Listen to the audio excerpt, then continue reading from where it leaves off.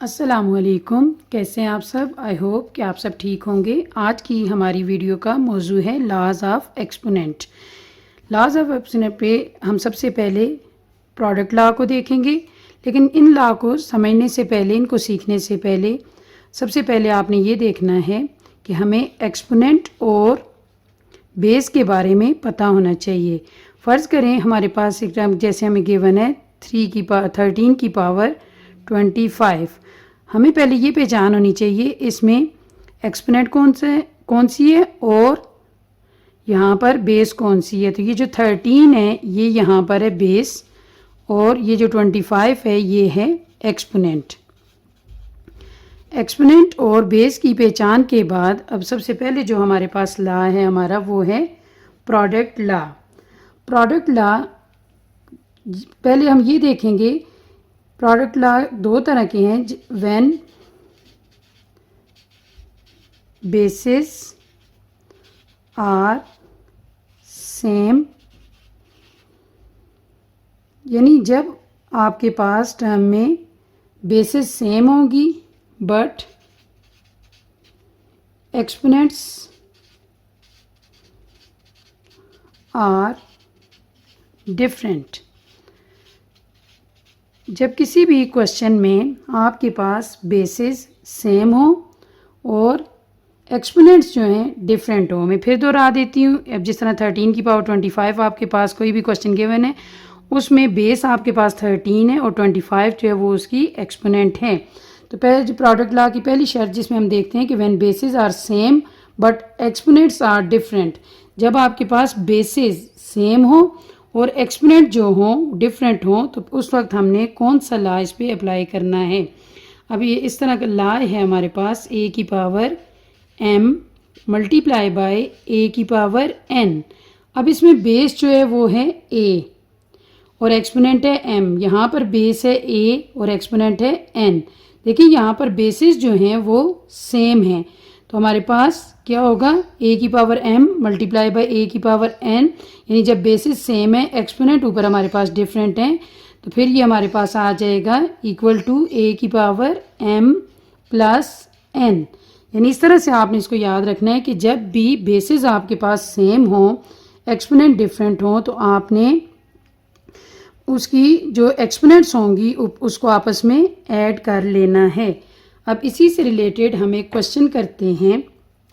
हम लोगों के पास हम एग्जांपल ले लेते हैं, जिस तरह के -4 की पावर 5 मल्टीप्लाई बाय -4 की पावर 6।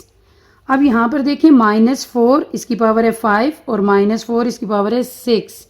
तो यहाँ पर बेसिस जो हैं वो सेम हैं और इसकी एक्सपोनेंट जो हैं वो डिफरेंट है। इसका मतलब हम ये वाला लॉ इस पर अप्लाई करेंगे।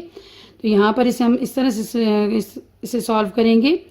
-4 इसकी पावर्स आपस में ऐड हो जाएंगी, 5 प्लस 6, तो -4 की पावर हमारे पास आ जाएगी 5 प्लस 6 11। ये हमारे पास एक्सपोनेंट का रूल अप्लाई करने के बाद, यानी प्रोडक्ट लॉ में जब हमारे पास बेसिस जो है वो सेम है, एक्सपोनेंट जो है वो डिफरेंट है, तो फिर हम इसे इस तरह से सॉल्व करेंगे।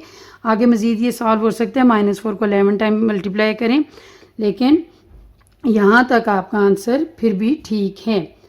अब उसके बाद दूसरी शर्त है व्हेन बेसिस आर डिफरेंट। जब आपके पास बेसिस डिफरेंट हो बट एक्सपोनेंट्स आर सेम। यानी अगली बात कि जब आपके पास बेसिस डिफरेंट हो और एक्सपोनेंट सेम हो, तो फिर आप इस लॉ को किस तरह से अप्लाई करेंगे। फिर ये हमारे पास कौन सा लॉ यूज़ होगा। देखें अब यहाँ पर ये लॉ इस तरह से a की power n multiply by b की पावर n। यहाँ पर देखें बेसिस जो हैं, यहाँ पर a बेस है, यहाँ पर b बेस है, यानी बेसिस जो है वो डिफरेंट है, लेकिन एक्सपोनेंट जो इनके ऊपर पावर है वो दोनों पे n है। तो ये किस तरह सॉल्व होगा, a b की पावर होल की पावर हम n लिख लेंगे, यानी ये जो है a के ऊपर भी पावर है, b के ऊपर भी, दोनों की पावर यहाँ पर n है। इसी से रिलेटेड हम एक क्वेश्चन अपना सॉल्व कर लेते हैं। जिस तरह एग्जांपल हम लेते हैं -3 इसकी पावर 7 मल्टीप्लाई बाय -5 इसकी पावर भी 7। अब यहाँ पर इस क्वेश्चन को आप देखें कि क्वेश्चन में हमारे पास इसकी बेसिस जो हैं वो डिफरेंट हैं, एक -3 है एक -5 है, तो ऊपर पावर जो है वो सेम है, एक्सपोनेंट्स या पावर्स सेम है। तो हम इसे इस तरह करेंगे, -3 को -5 से मल्टीप्लाई करेंगे, -3 मल्टीप्लाई बाय -5 और होल की पावर, दोनों पे पावर हम क्या लिखेंगे 7। तो ये हमारे पास आ जाएगा 3 5 ज़ार 15, माइनस माइनस प्लस हो जाएगा, माइनस इंटू माइनस प्लस होता है हमारे पास, 3 5 ज़ार 15, 15 की पावर आपके पास आ जाएगा 7। ये आपका इस तरह से जब bases are different but exponent are same, तो फिर आप इस पे ये वाला लॉ जो है, ये वाला रूल जो है वो अप्लाई करेंगे प्रोडक्ट का। अब हम दूसरे लॉ को देखते हैं। दूसरा लॉ है हमारे पास लॉ एक्सपोनेंट का, कोशेंट लॉ। उसमें भी यही दोनों शर्तें हैं। व्हेन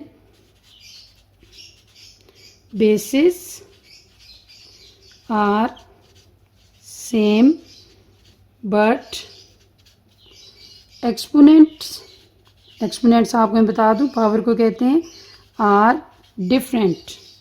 जब बेसिस सेम हो और एक्सपोनेंट डिफरेंट हो तो फिर हमारे पास कोशेंट लॉ में कौन सा लॉ है, तो यहाँ पर a की power m divided by a की पावर n। यहाँ पर देख लें बेसिस दोनों की एक जैसी हैं, सेम है, a की power m divided by a की पावर n। बेसिस दोनों में, बेस यहाँ पर भी a है यहाँ पर भी a है, और इनकी एक्सपोनेंट जो हैं वो डिफरेंट हैं। तो इस तरह इसका लॉ क्या है कि a की पावर m माइनस n। और सिंपली आप एक और बात याद रख लें कि मल्टीप्लिकेशन में पावर्स जो होती हैं वो ऐड हो जाती हैं और डिवीजन में पावर्स माइनस हो जाती हैं, और ये लॉ भी हम इसी तरह से है। अब इसके साथ इस लॉ से रिलेटेड जब बेसिस सेम हो और एक्सपोनेंट डिफरेंट हो तो हम एक क्वेश्चन यहाँ पर आपकी एग्जांपल सॉल्व कर लेते हैं। 2 की पावर 7 डिवाइडेड बाय 2 की पावर 2। तो हम लोग इसे किस तरह से सॉल्व करेंगे, ये ऊपर वाला लॉ देख लें, बेसिस सेम है और पावर्स जो हैं एक्सपोनेंट जो है वो डिफरेंट है, तो हम क्या करेंगे माइनस कर देंगे।